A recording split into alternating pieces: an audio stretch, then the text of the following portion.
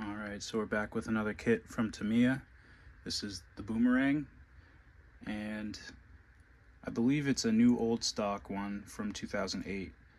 Recently, they had them plentifully available, and the price was about 175 bucks, and plus tax or shipping or whatever. And then they all sold, and I had a hard time finding them for that price, and then I finally did, so worked out an arrangement to get it, and here it is. So I had so much fun helping my friend refurbish his boomerang. I wanted to build one myself. So I wish I pulled the trigger for a 2024 one, but I don't think these deteriorate that much.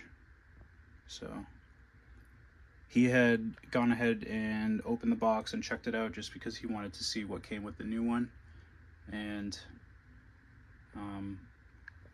yeah, it's been a while since he had his, so he doesn't remember. So he just checked it out, so it's already opened. But yeah, this is what comes in the box. So we'll go ahead and take this stuff out and lay it out and see what's in here.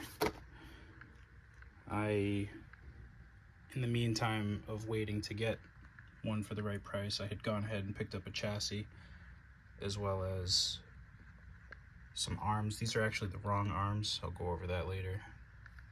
He went ahead and put some hexes on his to change the wheels. So I grabbed some of the hexes to do the same, and I grabbed a couple of Parma reinforced front pumpers. These are definitely stronger than the stock one. He has this on his vintage one, so I was lucky enough to find them. There's still a few left, so if you're looking for a better front bumper for your Boomerang, you better get on eBay, buy it soon. I grabbed a couple just because maybe I'll get another vehicle that it'll fit. So let's go ahead and see what else came in the box. This is everything that's in the box. I chose to go with pearl white because I wanted to stick close to the box art, but I wanted it a little bit different. So I've got a little bit of time now. I'm gonna start this build, I think maybe about 30 minutes, and come back and see what I get done in that time.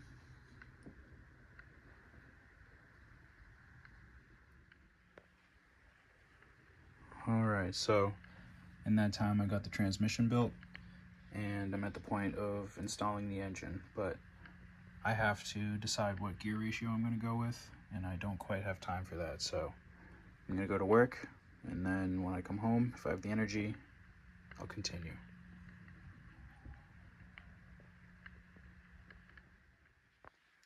Alright, so I had the energy to get the motor installed, and I'm going to continue to do a few more steps in the instructions, but I figured I'd just share what the options are for the gearing. And you basically just change the shim's positioning to match the gear ratio. You really can only change the pinion, so I opted for the 13 tooth.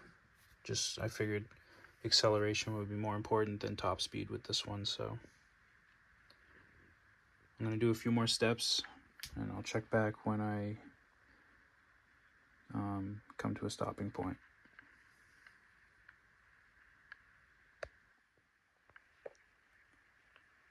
Alright, so we're starting to get the rear end, and then next will be the front end more together, but I'm at the point of the rear arms, and I just wanted to highlight the difference between the correct ones and the incorrect ones. These are for the Boomerang, these are for the Super Hot Shot.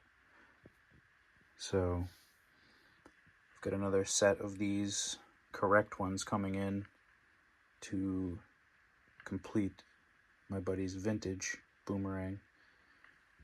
The plastic split here on the A-arms, so they'll pop off the pins from a hard turn or a light crash. So we're just gonna replace them.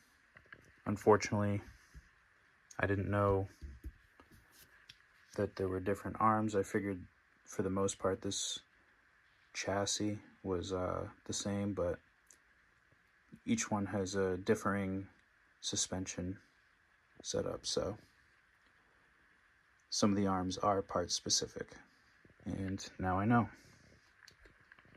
So gonna continue getting the front and rear on, rear together, and getting it on the chassis.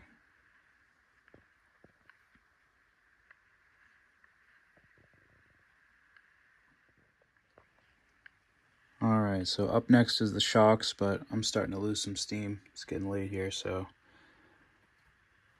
I'm gonna call it for now, but I think we made some good progress. The servo works, meaning I got everything set up for it to operate, and got the rear end onto the chassis.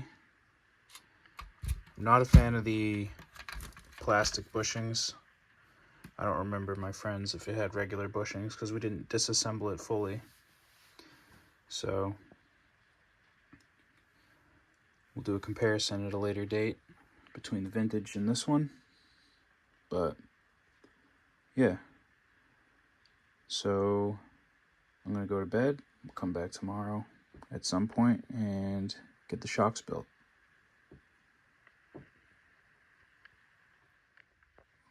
All right, so it's some point the following day, and in the last clip, these plastic bearings are what I was referring to, not bushings. But I'm gonna go ahead and continue building. I have a little over an hour, so I'll check back after I get what I can get done in that time.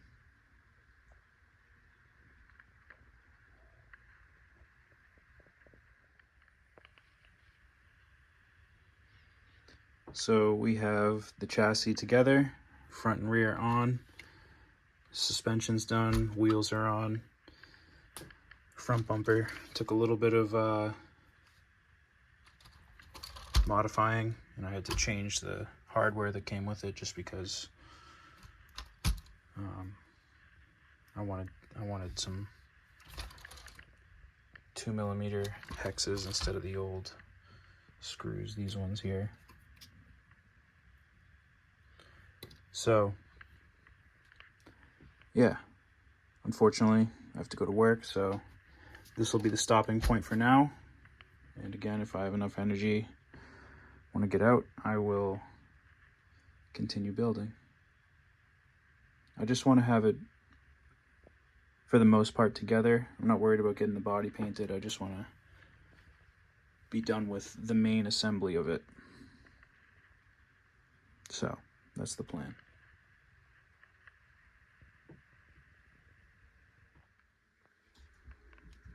Alright, so there wasn't too much more to do.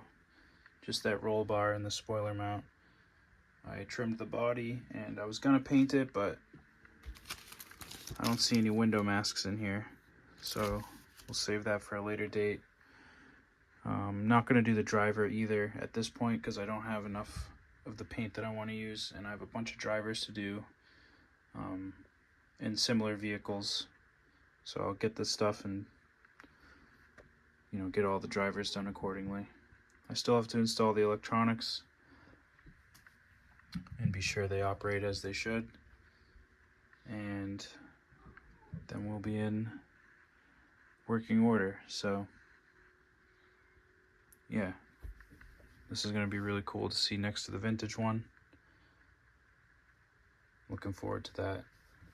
So if you've made it this far, thank you for tuning in. Thank you for your interest in radio control, and don't go away because there's plenty more where this came from.